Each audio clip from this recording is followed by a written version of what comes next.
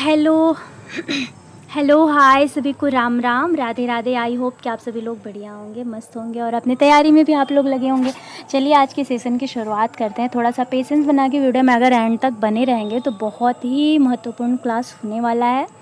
और अपने फ्रेंड्स में भी शेयर कर दीजिएगा अगर क्लास आप लोगों को लगे कि हाँ सच में इम्पॉर्टेंट है, क्योंकि देखिए एनसीईआरटी से है तो कुछ ऐसा तो है नहीं कि फ़ालतू है, लेकिन अगर आप लोगों को लगे कि हाँ क्लास हेल्पफुल है तो प्लीज़ आप लोगों से हम्बल रिक्वेस्ट है कि आप लोग थोड़ा सा अपने फ्रेंड्स में ज़रूर शेयर कर दिया करिए, इससे थोड़ा सा मोटिवेशन मिलता है। ठीक है, चलिए आज के सेशन की शुरुआत करते हैं। आज का आपका चैप्टर है ना 6th एनसीईआरटी, आपके 7th चैप्टर है आपके। एक अशोका का है, एक अनोखा सम्राट जिसने युद्ध का त्याग किया।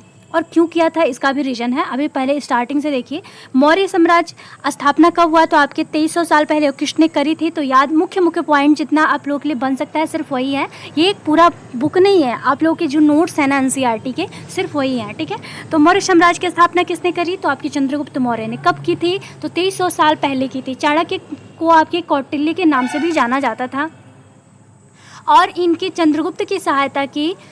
इन्होंने आपके जो कौटिल्य हैं इनकी सहायता से ही आपके चंद्रगुप्त मौर्य की जो राजधानी थी घनानंद को हराकर ये राजधानी प्राप्त करते हैं, तो इनके कौटिल्य की ही सहायता से। ठीक है, तो इस सम्राट में जो इस साम्राज्य में जो है चंद्रगुप्त क्या रहते हैं तो आपके मंत्री रहते थे। चाणक्य ने किस चीज़ की रचना की तो आपके अर्थशास्त्र की रचना करी है। इसमें नगरों में क्या क्या व्यापारी रहते थे, सरकारी अधिकारी रहते थे और आपके शिल्पकार भी रहा करते थे। ठीक है, नगरों में और गांव जो होते थे, गांव में आपके पशुपालक मिलते थे। नगर में कौन तो व्यापारी, सरकारी अधिकारी और आपके शिल्पकार, और गाँव में आपके किसान पशुपालक रहते थे।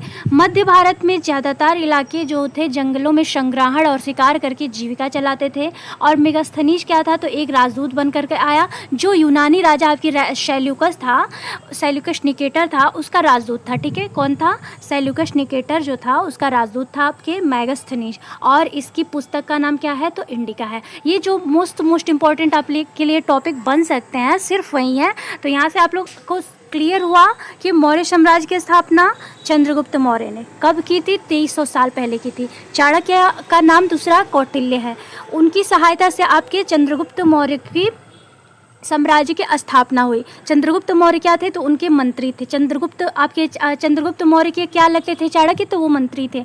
चाणक्य की पुस्तक का नाम तो आप लोग याद रखेंगे अर्थशास्त्र है। नगरों में क्या रहते थे तो व्यापारी रहते थे, सरकारी अधिकारी और आपके शिल्पकार रहते थे।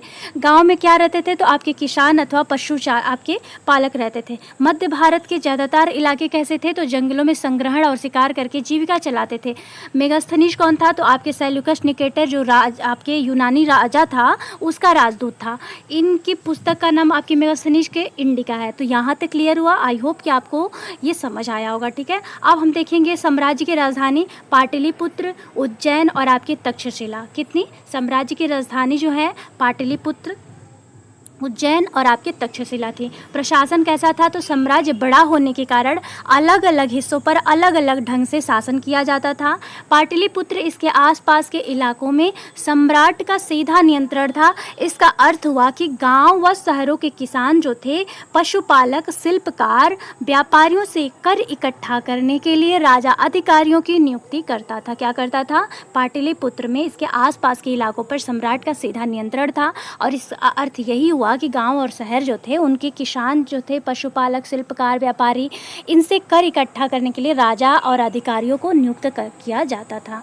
ठीक है, तो ये भी एक मोस्ट पॉइंट हुआ आप लोग के लिए। अब यहाँ पे देखिए तक्षशिला उज्जैन। तक्षशिला उज्जैन जो है आपके छोटे क्षेत्रों या प्रांतों पर इन स्थानों से नियंत्रण रखा जाता था तथा कुछ हद तक आपके पाटलिपुत्र से इन पर नियंत्रण रखा जाता था। इन स्थानों पर राजकुमारों को राज्यपाल बनाकर भेजा जाता था। तो आपके तक्षशिला उज्जैन में छोटे क्षेत्र या उसे प्रांत भी बोला जाता था, क्षेत्र या प्रांत बोल सकते हैं। इन स्थानों से नियंत्रण जो रखा जाता था कुछ हद तक पाटलिपुत्र में नियंत्रण रखा जाता था तथा इन स्थानों पर आपके राजकुमारों को क्या तो राज्यपाल के रूप में भेजा जाता था।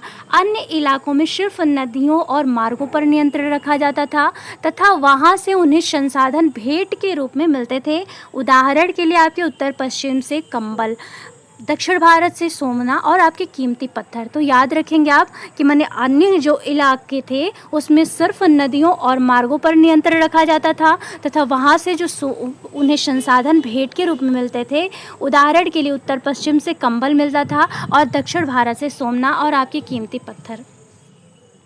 अशोक सम्राट। अशोक मौर्य वंश के सबसे प्रसिद्ध शासक थे।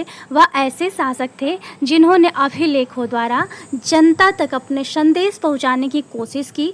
अशोक के ज़्यादातर अभिलेख किस में मिले हैं? तो आपकी प्राकृत और ब्राह्मी लिपि में मिले। देखिए, मैं एक एक टॉपिक आप लोगों को बोल रही हूँ, यहाँ से अगर आप लोग अच्छे से पढ़ लेंगे तो पेडागोजी कहाँ से आ रहा है आप लोगों को कोई फ़र्क नहीं पड़ेगा, क्योंकि मोस्ट इंपॉर्टेंट आप लोग के लिए NCERT है, ठीक है, क्योंकि NCERT बेस्ड ही क्वेश्चन बनते हैं। और अगर आप लोगों का कॉन्सेप्ट क्लियर रहेगा तो कोई दिक्कत आएगी ही नहीं। बस आप लोग थोड़ा सा कोशिश करिए। देखिए, बहुत इम्पोर्टेंट है।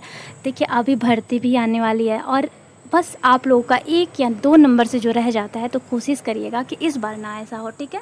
तो अशोक सम्राट जो थे आपके मौर्य वंश के सबसे प्रसिद्ध शासक माने जाते थे। वह ऐसे शासक थे जिन्होंने अभिलेखों द्वारा जनता तक अपने संदेशों को पहुंचाने की कोशिश करी है। अशोक के ज़्यादातर अभिलेख प्राकृत भाषा और आपके ब्राह्मी लिपि में मिले हैं, ठीक है।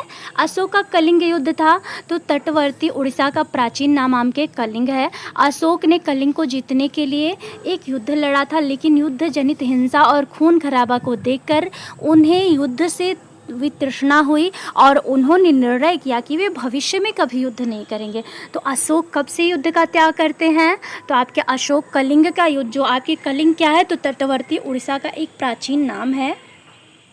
और अशोक ने आपके कलिंग को जीतने के लिए एक युद्ध लड़ा, लेकिन युद्ध जनित हिंसा और आपके खून खराबा को देखकर उन्होंने युद्ध से वितृष्णा कर ली और उन्होंने निर्णय किया कि वे भविष्य में अब कभी युद्ध नहीं करेंगे। जब वो खून खराबा देखते हैं तो वहीं से निश्चय करते हैं कि अब वे कभी खून खराबा नहीं करेंगे। अशोक का धम्म क्या था? तो अशोक के धम्म में किसी देवता की पूजा अथवा किसी कर्म कांड की आवश्यकता नहीं थी। उन्हें लगता था कि जैसे पिता अपने बच्चे को अच्छे व्यवहार की शिक्षा देता है, वैसे ही यह उनका कर्तव्य था कि अपनी प्रजा को निर्देश दें। वे बुद्ध के उपदेशों से भी प्रेरित हुए थे। अशोक ने धम्म के विचारों को प्रसारित करने के लिए सीरिया, मिस्र, ग्रीस तथा श्रीलंका में दूत भी भेजे थे। तो आई होप कि आप सबको सेशन पसंद आया होगा। अगर सच में पसंद आए तो प्लीज़ अपने फ्रेंड्स में शेयर करना ना भूलिएगा। और ये चैप्टर ही ख़त्म होता है, क्योंकि ज़्यादा लंबा चैप्टर नहीं है। यही तो मैं बोल रही हूँ आप लोगों से। अगर आप लोग खुद से भी NCERT पढ़ेंगे ना, ज़रूरी नहीं है कि सिर्फ आपको कोई पढ़ाए तभी पढ़ेंगे। अगर आप लोग कोशिश करेंगे तो बहुत इंटरेस्टिंग भी लगता है। तो आप लोग कोशिश करा करिए कि थोड़ा सा खुद भी पढ़िएगा। और हाँ, आई होप कि आप सबको सेशन पसंद आया होगा। तो प्लीज़ आप लोगों से हम्बल रिक्वेस्ट है कि आप लोग अपने फ्रेंड्स में शेयर करना ना भूलिएगा और प्लीज़ सब्सक्राइब और बेल आइकन प्रेस करके जाइएगा, ताकि नेक्स्ट जो वीडियो जाए आप लोगों के नोटिफिकेशन में ज़रूर पहुँचे, ठीक है। मिलता है सभी को नेक्स्ट वीडियो में। तब तक के लिए सभी को राम राम, राधे राधे।